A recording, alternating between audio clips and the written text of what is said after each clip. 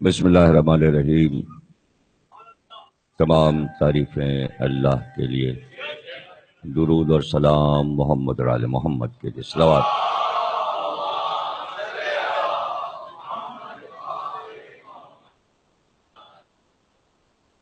الوداعی مجالس خمسہ کی چوتھی تقریر آپ حضرات سماعت فرما رہے ہیں۔ کل انشاءاللہ پانچویں مجلس خمسے کی، اور اس کے بعد ہفتے کے دن 6 ربیع الاول ذوالفقار حیدری کی شب بیداری کی مجلس ہوگی، لیکن اس سے پہلے ڈیفنس میں سہیل عالم صاحب کے گھر کی مجلس پڑھ کر سب لوگ یہاں شب بیداری میں ہمارے ساتھ جو جائیں گے اور جنہیں جانا ہے ڈیفنس کی مجلس میں 8 بجے قائم رضا صاحب کے گھر پہ گاڑی موجود ہوگی، اور ان کے یہاں کی مجلس پڑھ کر 11 بجے شب بیداری کی مجلس ہوگی، اور 7 ربیع الاول کو شب میں شہدائے کربلا کی روڈ اسٹریٹ پر انجمن ذوالفقار حیدری مزمل صاحب کے یہاں کا جلوس، الوداعی جلوس برآمد ہوگا، اور وہ مجلس ہوگی 8 ربیع الاول کو 3 بجے شہدائے کربلا میں میری والدہ مرحومہ کی برسی، جس مجلس کو میں نے منسوب کر دیا ہے 11ویں امام حضرت امام حسن عسکری علیہ السلام۔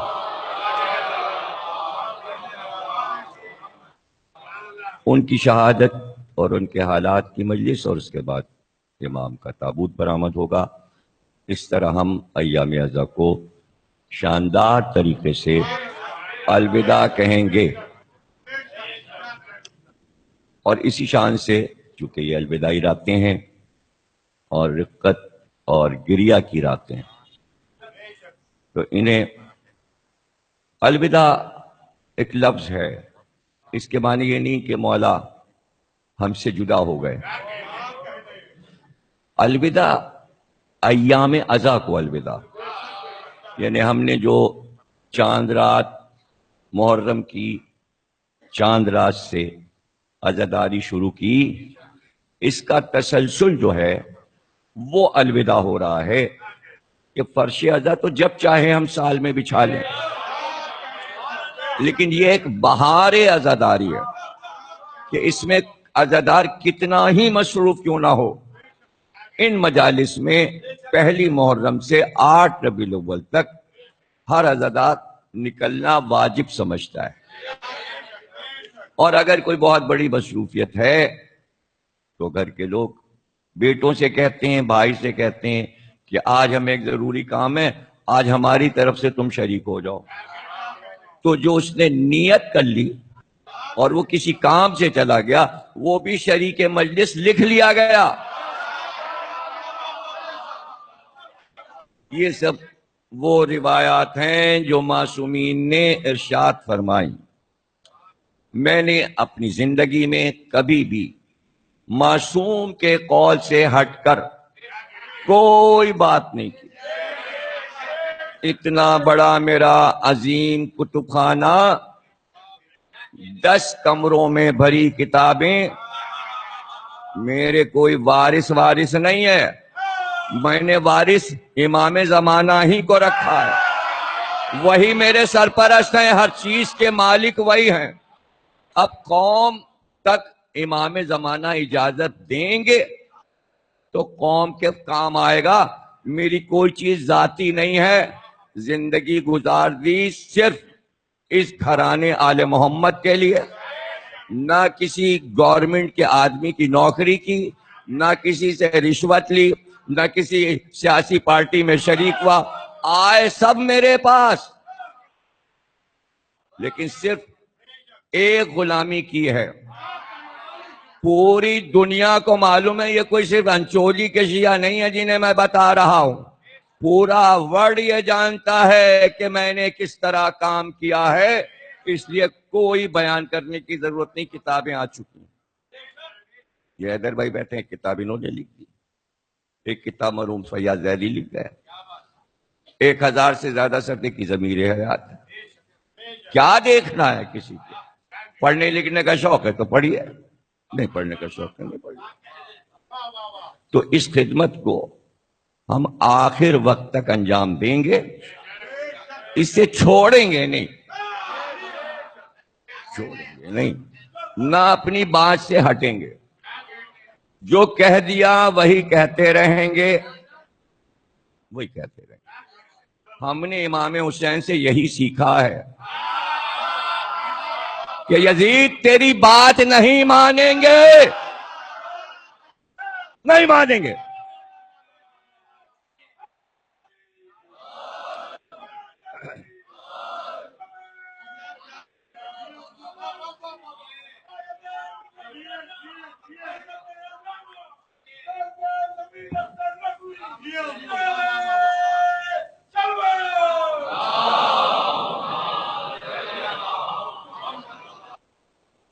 और ये भी सुन लें, मैं बचपन से आदी हूं इस बात का कि मैंने मुड़ के ये नहीं देखा कि कौन पीछे आ रहा है, अपना काम रोका नहीं। ये नहीं देखेंगे कौन आ रहा है, इसलिए कि इमाम हुसैन तो कह रहे थे आ क्यों रहे हो, जाओ। ये शरफ हम तुम्हें नहीं देना चाहते, नहीं दिया इमाम हुसैन ने शरफ सिवा 72 के किसी को। चेहरे देख कर समझ गए थे तुम में ज़र्फी ही नहीं है, तो हम ले क्यों जाएं, तो हम भी तो देखते हैं ज़र्फ कितनों में है। चेहरे पढ़ना आता है, चेहरे पढ़ना आता है। बरसों हो गए यहां बैठकर, चेहरे देखना, चेहरे देखना, कौन रुकेगा कौन जाएगा। काम मेरे बाप का नहीं है, काम मौला अली का है। रुको या जाओ, रुको या जाओ।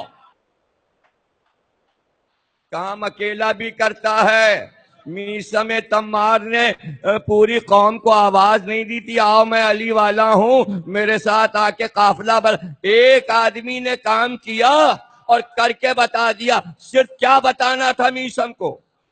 मीसम को सिर्फ ये बताना था कि इब्ने ज़ियाद ने कहा कि मैं तेरे मौला को झूठा करके रहूंगा, अगर अली ने कहा है तेरी जबान कटेगी, मीसम ने कहा ऐसा होगा, तो उसने कहा मैं तेरी जबान नहीं काटूंगा, हाथ पैर काट दूंगा, जबान नहीं काटूंगा, ताकि तेरे मौला को मैं झूठा साबित करूं। हाथ पैर काट दिए और पेड़ पे लटका दिया। उसके बाद आवाज दी मीसम ने जिस जिसको सुनना है आओ फजाइल अली, जो रह गए हैं वो बता दूं। मजमा लग गया, पूरा कूफा उमड़ आया। गुलाम ने जाके कहा इब्ने ज़ियाद इनकलाब आ जाएगा। वो तो तारीफें तो कर ही रहे हैं अली की, तेरा शजरा भी बता रहे हैं कि तेरा शजरा क्या। इब्ने ज़ियाद ने कहा जबान काट दो।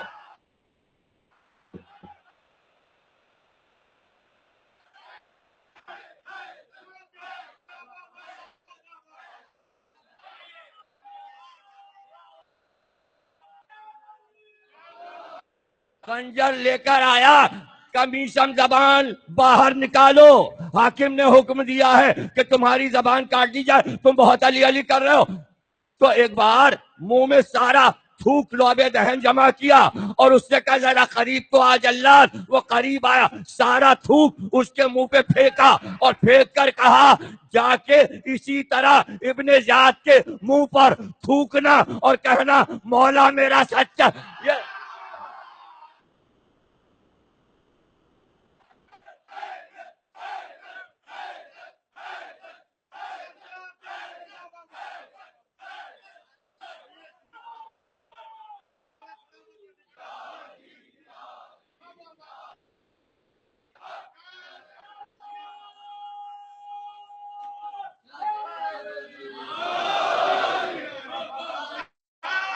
جتنے لوگ آ رہے ہیں روز دیکھ رہا ہوں کہ کون سے چہرے بدل رہے ہیں اور کون آتے ہیں پھر دوسرے دن نہیں آتے. ثابت یہ کرنا ہے کہ گویا ہمارا دین فیس بک کے اشتہاروں پہ چل رہا ہے. اب شیعت جو ہے وہ فیس بک پہ چلے گی. کیا مطلب کیا ہے؟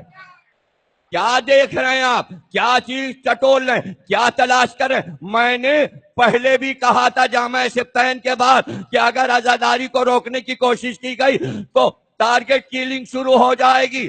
پرسوں سے ڈیرہ اسماعیل خان میں 4 شیعہ صاحبان بیاض انجمنوں کے شہید کیا جا چکا. در بطول کا ممبر کل سقی حسن پہ آج مارا گیا. ہو گئی نا شروع ٹارگٹ کیلنگ. اس لیے عزاداری روکی جا رہی ہے کہ ہمارا کام بند تھا، یہ کام تو شروع ہو کہ گلے کٹے، فائرنگ ہو. شروع کرا دینا. سیاست کوئی نہیں سمجھتا کہ اندر کیا ہو رہا ہے. جامعہ سبتین کے بعد جو ٹارگٹ کیلنگ شروع ہوئی تو شروع ہو گئی. بڑی مشکل سے آرمی نے آ کے بند کرایا.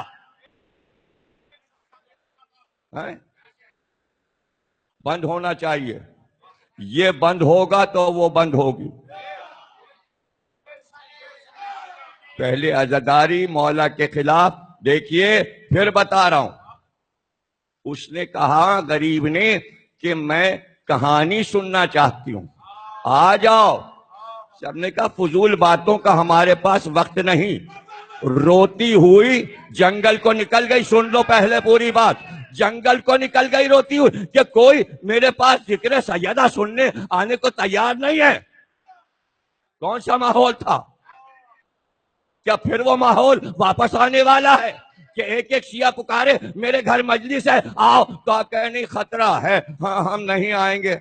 تو پھر کہہ کے دیکھ لو. غریب پکارتا رہے مجلس ہے آؤ اور لوگ ادھر ادھر ہو جائیں. تو پھر کیا ہوا؟ آگے بڑھی. دیکھا ایک برقع پوش خاتون آئی. تب بیٹھ جا، میں کہانی کہتی ہوں اور تو کہانی سن. بی بی نے کہانی شروع کی کہ ایک بار ایک یہودی کے گھر لڑکی کی شادی تھی. یہودی سردار آیا رسول کی بیٹی کے دروازے پر. رسول اللہ نے کہا ان کی مرضی ہے، ان کا مختار علی ہے. علی کے پاس وہ گیا. علی نے کہا وہ خود مختار ہیں. پتہ چلا یہ تینوں مختار ہیں. رسول بھی مختار ہیں، علی بھی مختار ہیں، سیدہ بھی. کس چیز کے مختار ہیں؟ یعنی امر رب کے مختار ہیں. یہ سمجھ گئے نا؟ اب وہ در سیدہ بھی آئے. اس نے پکارا کہ رسول اللہ سے بھی بات ہو گئی، علی سے بھی بات ہو گئی. فضہ بی بی نے آواز سنی، کہا کہ کل آنا. شہزادی کہتی ہیں بابا جب گھر پہ آ جائیں گے میں ان سے اجازت لوں گی. علی جب آ جائیں گے میں ان سے اجازت. یہ مسلمان عورتوں کو سکھایا کہ باپ اور شوہر کی اجازت کے بغیر کوئی کام نہ کرنا. یہ آداب سکھا کے جا رہی. رسول اللہ آئے، کہا بابا وہ سردار آیا تھا یہودیوں کا اور کہتا ہے میری بیٹی کی شادی ہے. رسول اللہ نے کہا جاؤ. کہا بابا کیسے جاؤں؟ اس لیے کہ لباس تو ایک ہی ہے اور وہ تو شادی کا گھر ہے. رسول اللہ نے کہا نہیں جانا. جانا باپ کا حکم ہے جانا. جب وقت روانگی آیا تو اب بی بی سوچ رہی کہ بابا نے کہہ دیا اور جانا ہے. وہ اتنی دیر میں حوریں اترنا شروع ہوئی، جنت کی حوریں، اور سب شادی کا لباس پہنے تھیں. بالوں میں موتی گندھے ہوئے تھے. جیسا کہ قرآن میں ہے کہ کس طرح کی حوریں ہیں اسی طرح کی جیسے قرآن میں ہے ویسی اتری. اس لیے کہ خادمائیں ہیں سیدہ کی. وہ خادمائیں ہیں، وہ خدمت کرتی ہیں بی بی کی. سمجھ گئے نا آپ؟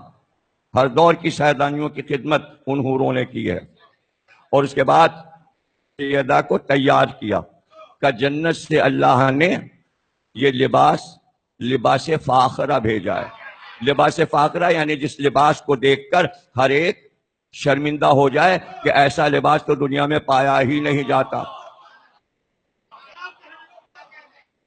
جس پہ اللہ فخر کرے وہ والا لباس کہ یہ کسی کو نہیں دیا، تمہارے لیے ہے۔ تو مختار اب کائنات کا کل کا مختار لباس بھیج رہا ہے، آپ تیار ہوں۔ باہر فرشتے ادب سے کھڑے تھے کہ سواری برآمد ہوگی۔ ناقہ نور آسمان سے اترا، بی بی ناقے پہ سوار ہوئی، آگے آگے جبریل و میکائل ترقو کی صدا دیتے ہوئے کہ یہ سواری بنت رسول اللہ کی ہے۔ یہ سواری جب یہودی سردار کے گھر پہنچی تو اب مدینے والے تو کچھ نہیں دیکھ سکے، انہوں نے تو ایک ناقہ دیکھا اور پیچھے پیچھے غلام کو چلتے دیکھا، اور چند کنیزوں کو جس میں فضہ چادر اوڑے ناقے کی مہار پکڑے چل رہی ہیں، پیچھے پیچھے تلوار لیے قمبر آ رہا ہے۔ بس اتنا مدینے والوں کو نظر آیا۔ ہاں، یہودیوں پر ظاہر ہوا پورا جلوس۔ اس شان سے شہزادی اس گھر پہ اتری، وہ گھر ابھی سعودی عرب میں ہے، میرے پاس اس گھر کی 2 تصویریں ہیں۔ شیخوں نے اس جگہ پہ یہودی کے گھر پہ قبضہ کر لیا، لیکن جگہ عرب میں موجود ہے کہ یہاں یہ معجزہ ہوا، اور معجزہ 28 کتابوں میں لکھا ہے، جس میں سے مشہور کتاب عوالم اور بہار الانوار، جس میں یہ پورا واقعہ لکھا علامہ مجلسی نے، اور 28 بڑے علماء نے اس واقعے کو لکھا ہے شان سیدہ میں۔ سمجھ گئے نا؟ شہزادی اتری اور اتر کر گھر میں آئی۔ جب گھر میں آئیں تو ایک نور پھیلا اس کے گھر میں، اور 500 یہودی عورتیں اس گھر میں موجود تھیں۔ انہوں نے جب یہ شان دیکھی تو وہ یہ شان دیکھ کر بے ہوش ہو گئے۔ اس میں کوئی حیرت کی بات نہیں ہے، بے ہوشی کہاں سے آ گئی؟ دلہن بھی بے ہوش ہو گئی، وہ عورتیں بھی بے ہوش ہو گئیں۔ بے ہوشی کیسی؟ بے ہوشی یہ کہ موسیٰ نے کہا پروردگار، سارے قوم کے لوگ کہہ رہے ہیں کہ اللہ اپنے آپ کو دکھائے۔ آواز آئی، لن ترانی، تم ہمیں نہیں دیکھ سکتے، تم ہمیں نہیں دیکھ سکتے۔ موسیٰ نے کہا کہ یہ قوم پھر یقین نہیں کرے گی مجھ پہ، میں ان کا نبی ہوں۔ تو اللہ نے کہا اچھا، ہم ایک تجلی دکھاتے ہیں، اگر وہ برداشت کر لیا تمہارے ساتھ جو یہودی آئے اور تم نے، تو پھر ہم ظاہر بھی ہو جائیں گے۔ پہلے یہ تو دیکھ لو، پہلے یہ دیکھ لو۔ ایک تجلی ہوئی، قرآن ہے، یہ قصہ کہانی نہیں ہے، تجلی ہوئی۔ جیسے ہی تجلی ہوئی، موسیٰ بے ہوش، اور جتنے لوگ ساتھ میں گئے تھے یہودی بے ہوش۔ ایک تجلی پہ بے ہوشی، تو بے ہوشی مجھ سے نہ پوچھیے گا کہ یہاں یہ سب بے ہوش کیوں ہو گئے۔ کوئی تجلی ہوئی، بعد میں رسول اللہ سے پوچھا گیا کہ یہ کوہ طور پر جو اللہ نے تجلی کی تھی کیا وہ تھا؟ کہ نہیں، علی کے خادموں کا نور تھا۔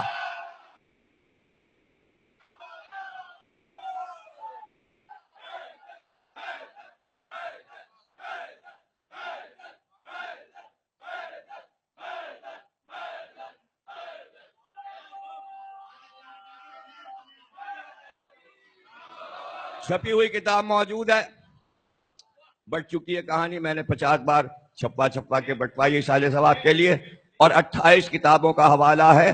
یہ آخری جملہ اس میں جو درج ہے وہ میں آپ کو بتا رہا ہوں کہ جب وہ ہوش میں آئیں تو سب بی بی کو دیکھ کے سجدے میں گر گئیں، سجدے میں گر گئیں۔ سجدہ کس کا؟ ظاہر معبود کا۔ سجدہ تو اللہ کے لیے ہے، سجدہ کسی کے لیے نہیں ہے، سجدہ اللہ کے لیے۔ کچھ سمجھے بھی؟ اتنی دیر میں شور ہوا کہ دلہن کو تو ہوش نہیں آیا، وہ تو مر گئی۔ وہ دیکھیں سجدہ یاد رہے، سجدہ یاد رہے، سب نے سجدہ کیا اور پھر کہا دلہن مر گئی، بی بی نے کہا پانی لاؤ، پانی آیا، فضہ نے پانی پیش کیا، وہیں وضو کیا تاکہ یہودی عورتیں جو مشرک ہیں وہ وضو کا طریقہ دیکھ لیں۔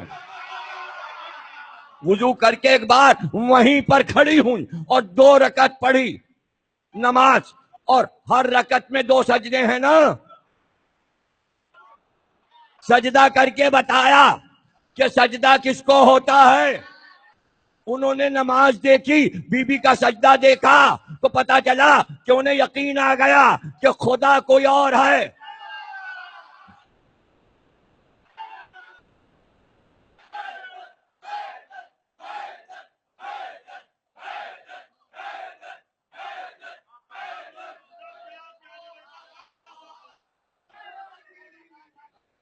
بات پھر سمجھ لیں سجدہ کیا ہے، کیوں انہوں نے سب نے آواز دی لا الہ الا اللہ محمد رسول اللہ، کیوں آواز دی، کیسے مسلمان ہو گئے؟ انہوں نے سمجھا تھا کہ ایسا نور تو سیدہ کا ہے، تو سجدہ کیا تھا، جب سیدہ نے سجدہ کیا تب سمجھ میں آیا خدا کوئی اور ہے، جس کو بی بی سجدہ کرے وہ ہے خدا، جس کو بی بی سجدہ کریں وہ ہے خدا۔ اب سمجھ میں آیا 14 معصوم نے سجدوں پہ سجدے کیوں کیے؟ تاکہ یقین دلا سکیں رب ہے، اور ایک نے تو سجدے میں سر ہی کٹا دیا تاکہ بالکل یقین آ جائے کہ وہ ہے۔ وہ ہے تو ان 14 کی وجہ سے ہے۔ اس میں کسی کو کیا پریشانی ہے؟ ان جملوں میں کیا پریشانی ہے؟ وہ ہے، یہ 14 نشانیاں ہیں جو بتا رہے ہیں کہ وہ ہے، وہ ہے۔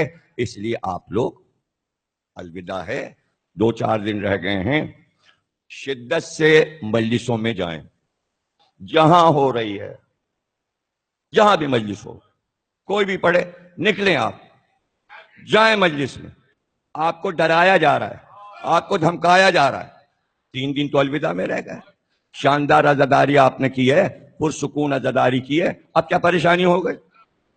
کیا فیس بک جو ہے وہ کوئی حدیث کی صحیح بخاری ہے؟ یا تو جواب دے دیں، جواب دینا نہیں آتا تو چپ، بس مجلس میں جانا ہے۔ ذرا یوں تو دیکھیے، یہ وقت آیا، کبھی سوچا بھی نہیں تھا کہ فیس بک ایجاد ہوگا، اور فیس بک اور یوٹیوب اور واٹس ایپ جو ہے وہ ہم مومنین کو، ماتم داروں کو ڈرائے گا۔ جو کام قاتل کر رہے ہیں وہ کام فیس بک کر رہا ہے۔ نا نا نا نا، الوداع 2 دن، شان سے مولا کو، یعنی مولا نہیں، فرش ازا جو روز ہو رہی تھی 2 مہینے 8 دن، ہم اسے الوداع کہہ رہے ہیں۔ امام تو یہیں رہیں گے، ہمارے پاس رہتے ہیں، ہر گھر میں مہمان رہتے ہیں۔ اب آپ کو میں لکھنؤ کی عزاداری کا، وہ تو ایک پوری کتاب میں نے لکھی ہے، کئی ہزار صفحے کی، لکھنؤ کی عزاداری، ابھی وہ ظاہر چھپنے کو نہیں دی، اس لیے کہ پہلی جلد اس کی جو ہے وہ لکھنؤ کی تاریخ ہے، اور دوسری جلد میں عزاداری بتائی ہے۔ تو اس کا ایک پیس آپ کو بتاؤں، خصوصاً یہ بیچ میں بچوں کو سمجھانے کے لیے میں بتا دیتا ہوں کہ ابھی بھی آپ کو ایک فیس بک پہ یہ چیزیں بھی کبھی دیکھ لیا کیجئے، ایک آیت اللہ کا بیان چل رہا ہے، اور وہ یہ ہے کہ خبردار اپنے گھر کی عزا کبھی بند نہ کرنا۔ چل رہا ہے فیس بک پہ چل رہا ہے، اور جتنا ہو سکے اس کو شیئر کیجئے، ان کا بیان تصویر کے ساتھ، کہ گھر کی عزاداری نہ بند کرنا، اسی سے تمہیں برکتیں ملیں گی، اس کا بڑا ثواب ہے۔ تو لکھنؤ کا طریقہ یہ تھا کہ ہر گھر میں نے تو ایسا نہیں دیکھا پورے لکھنؤ میں کہ کوئی گھر ایسا ہو کہ جس کے گھر میں عزا خانہ نہ ہو، اور یہ چیز اگر میں نے کہیں دیکھی تو میں نے حسین آباد ملیر میں دیکھا کہ جو گھر ہے حسین آباد ملیر میں، سب نے ایک جگہ مقرر کی ہے امام باڑے کی، کمال کیا ہے انہوں نے، اور ایسی شاندار شہ نشین، آپ چھوٹا مکان ہو یا بڑا مکان ہو، آپ چلے جائیے گا میرے کہنے سے کہ ضمیر اختر صاحب نے بھیجا اپنے گھر کا امام باڑہ، کسی پہ کھٹکھٹا کے کہیے گا کہ اپنے گھر کا امام باڑہ شہ نشین دکھا دیجیے۔ اس لیے کہ میں تو جاتا ہوں نا، چونکہ مجلس کے بعد کوئی نہ کوئی مہمانداری ہمارے تمام ساتھیوں کی کرتا ہے، اس لیے سب کے عزا خانے دیکھیں۔ اسی طرح جیسے حسین آباد میں ہر گھر میں اذا خانہ، لکھنؤ میں ہر گھر میں زنان خانے میں امام باڑہ خواتین کی مجلس ہوتی تھی اور بڑی مجلس مردانی ہوتی تھی. دیکھیں مردانی مجلس جب ہوتی تھی، جب وہ ختم ہوتی تھی تو اس کے دوسرے دن خواتین شب داری کرتی تھی.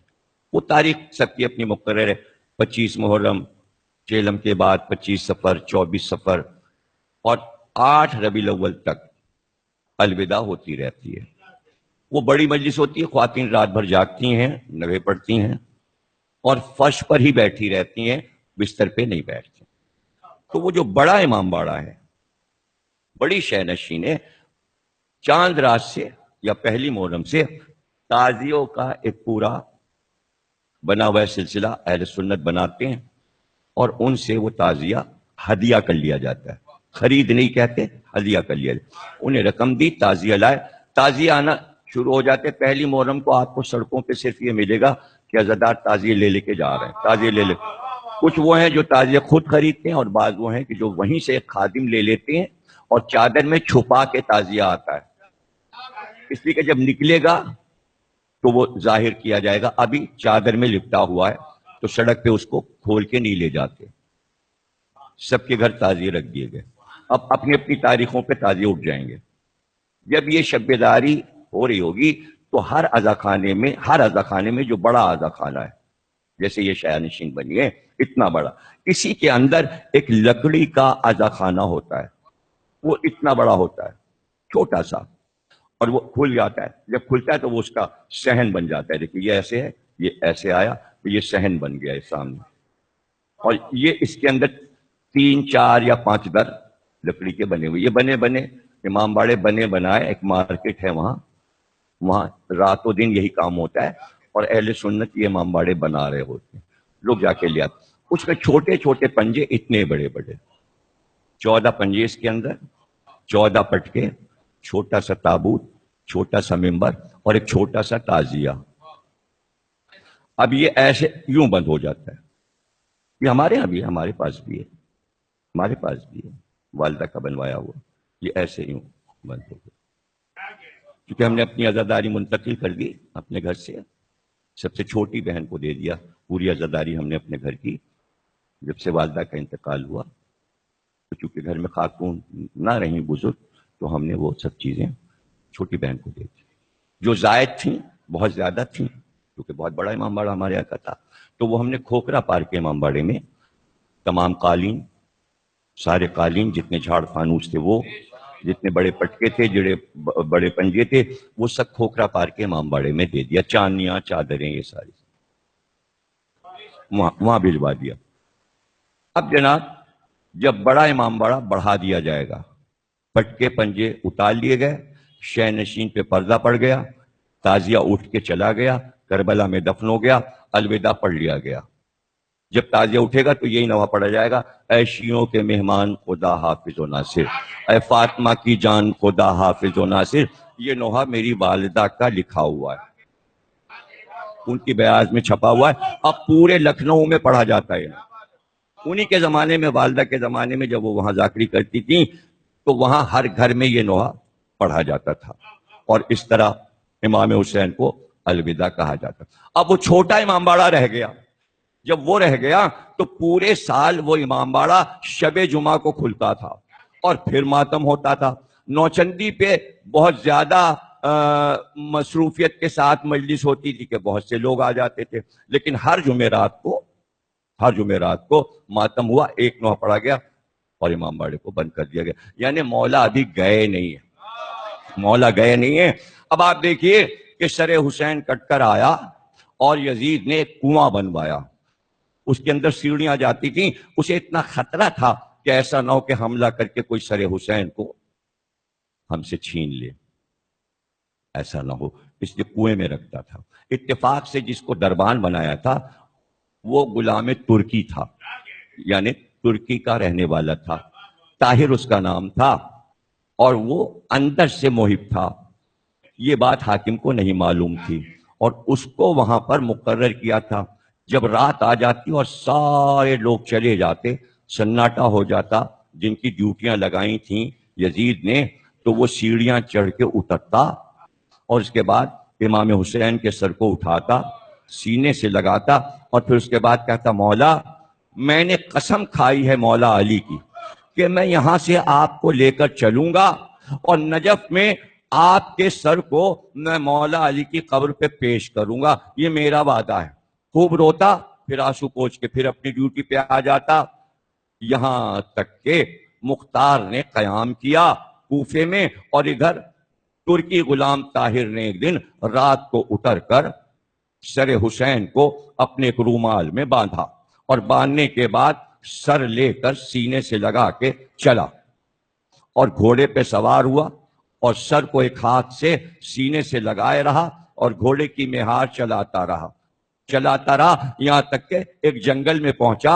اب وہ نجف سے قریب ہو رہا ہے، یعنی دمشق سے چلا ہے سر حسین لے کر اور وہ نجف سے قریب ہوتا جا رہا، یہاں تک کہ ایک جنگل آیا تو اس نے دیکھا کہ 40 خیمے لگے ہوئے ہیں، 40 خیمے لگے ہوئے ہیں، اور جب سے یہ چلا تھا تو اندھیرا تھا اور اندھیرے میں سر حسین سے ایک روشنی نکلتی اور وہ پورے راستے کو چمکا دیتی، آرام سے یہ راستے سے نکل جاتا، نظر آ جاتا کدھر جھاڑیاں ہیں، کہاں کانٹے ہیں، کہاں درخت ہیں، ان سے بچتا ہوا، اس لیے کہ روشنی پھیل رہی تھی۔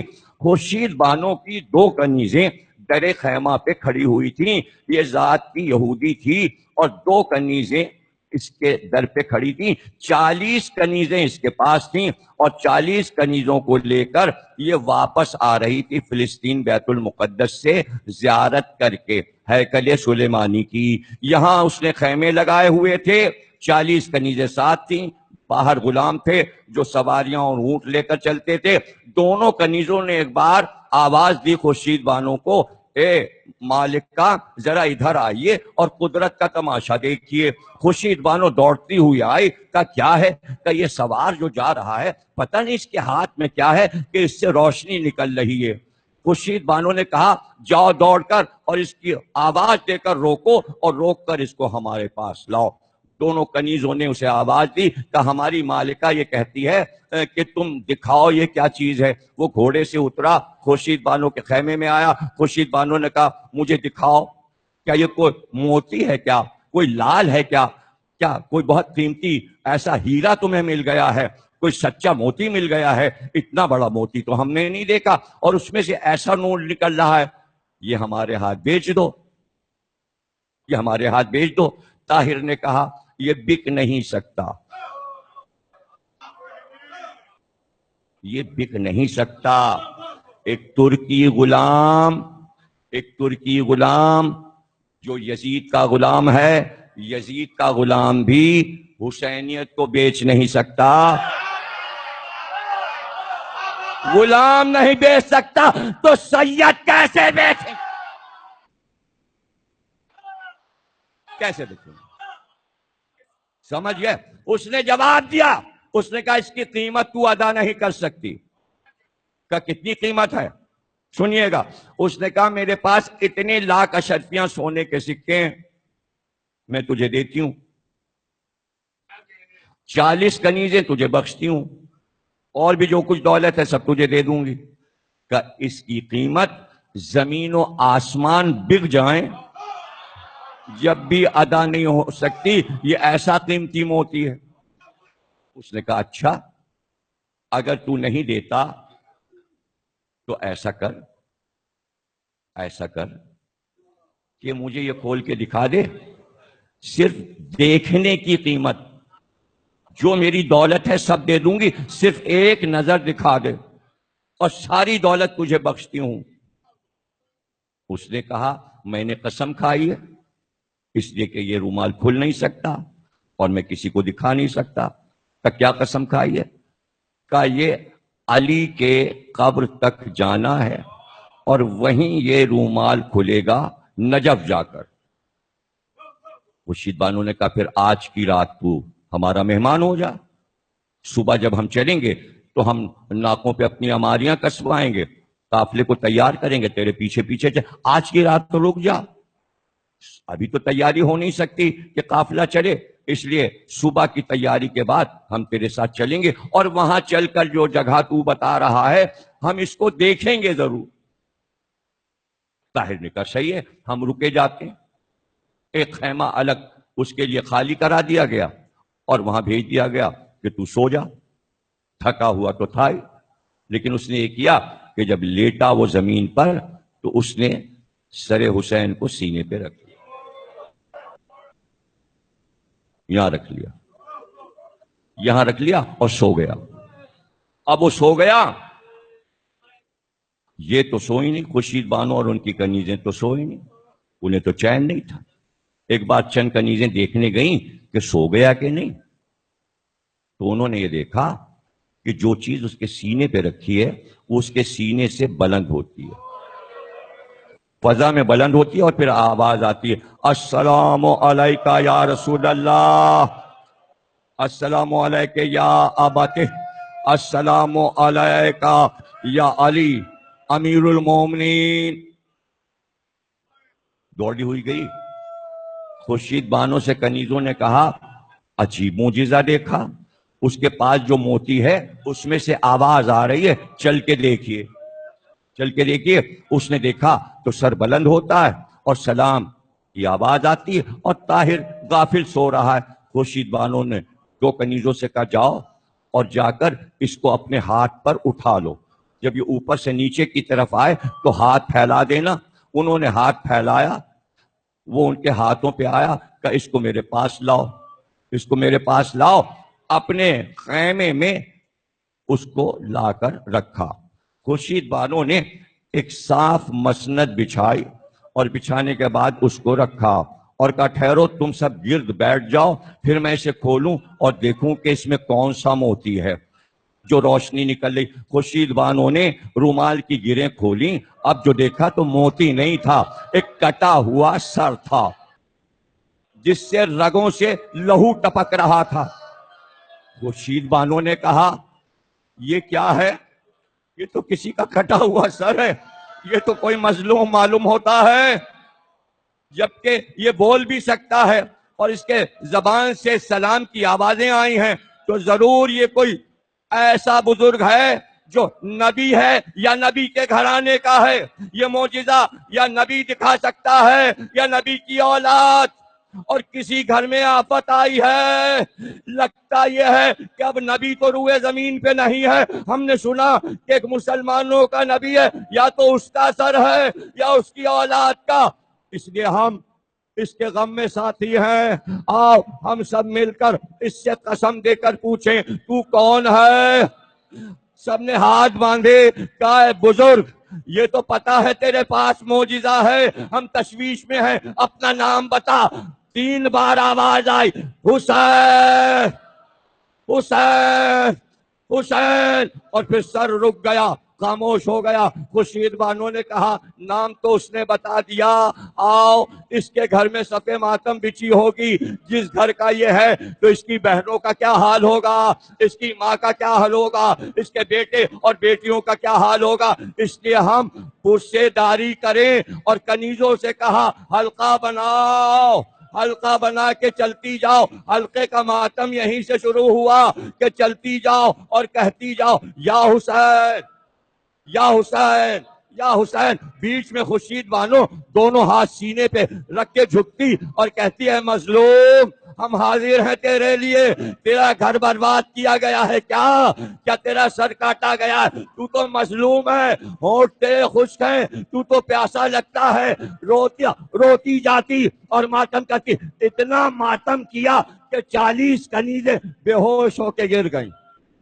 خورشید بانو نے ایک ایک کو ہوش میں لانا شروع کیا اور کہا اٹھو، اتنی تھکن کیسی، ماتم کرو مظلوم کا، ہمت کرو۔ کنیزوں نے کہا اب کھڑے ہونے کی ہمت نہیں، اتنا ماتم کیا کہ ہم تھک گئے۔ خورشید بانو نے کہا اچھا ایسا کرو، اپنے بالوں کو خیمے کی رسیوں میں باندھ دو۔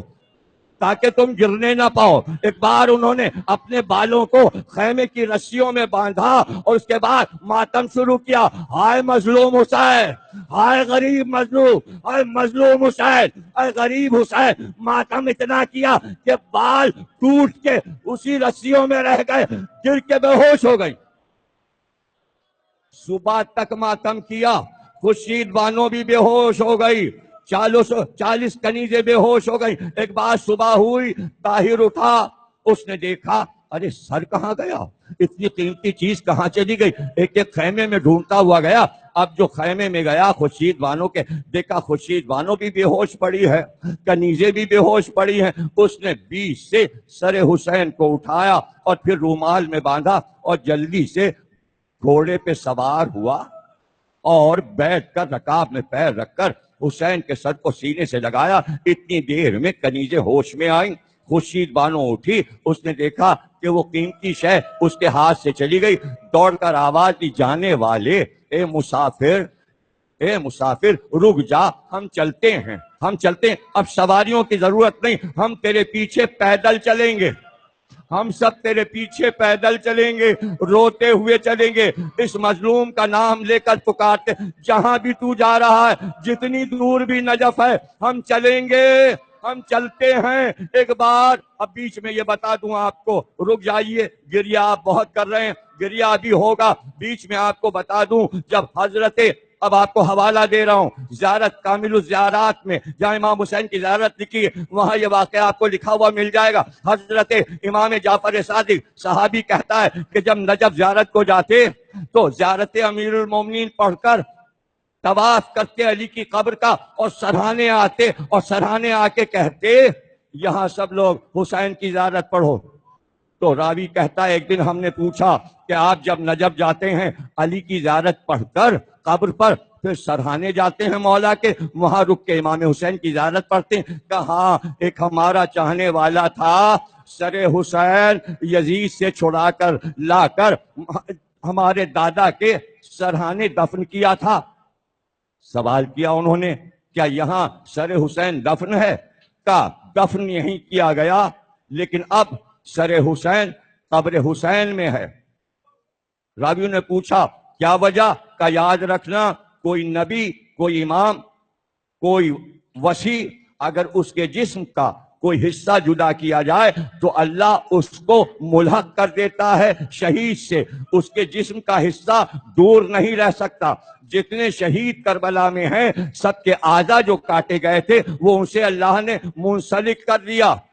صرف عباس جو ہیں ان کو اللہ نے پر عطا کیے ہیں زمرد کے، وہ جنت میں پرواز کرتے ہیں، سب فخر کرتے ہیں عباس کی سواری کو دیکھ کر، اس لیے کہ اللہ نے یہ چاہا کہ چونکہ مرکزی کربلا کا کردار جو ہے وہ عباس کا ہے۔ اس کی وجہ یہ ہے کہ جب تمام کربلا والے محشر میں آ جائیں گے تو رسول اللہ کہیں گے سیدہ کیا شفاعت کے لیے کوئی سامان لائی ہو؟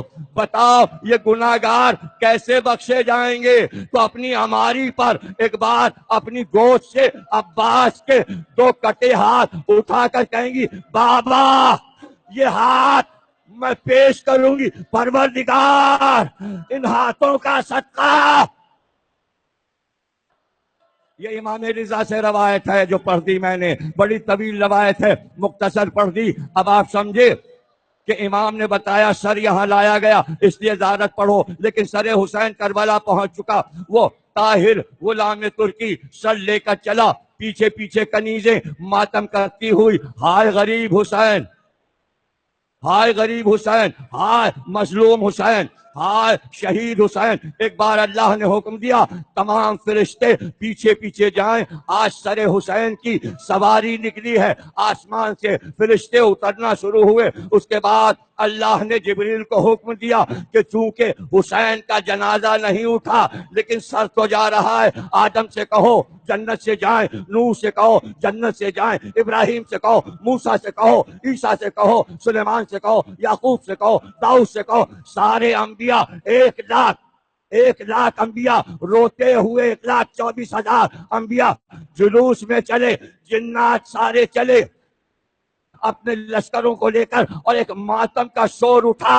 ایک بار آخری جملے سننا. ایک بار جب نجف کے دروازے پہ پہنچا تو طاہر نے آواز دی, مولا میں نے وعدہ کیا تھا آپ کے بیٹے کا سر لے آیا. ایک بار نجف کا بند دروازہ کھلا اور ایک بزرگ روتے ہوئے, بال کھلے ہوئے ایک بار آگے بڑھے اور کہا, طاہر لا میرے بیٹے کا سر دے دے.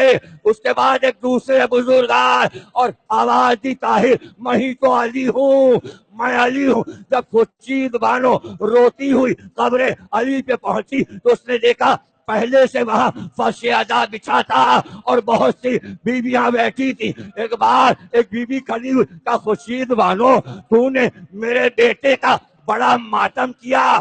ارے میں اس مظلوم کی ماں فاطمہ ہوں, جہاں ماتم ہوگا وہاں زہرا جائے گی, جہاں مجلس ہوگی وہاں زہرا جائے گی. ماتم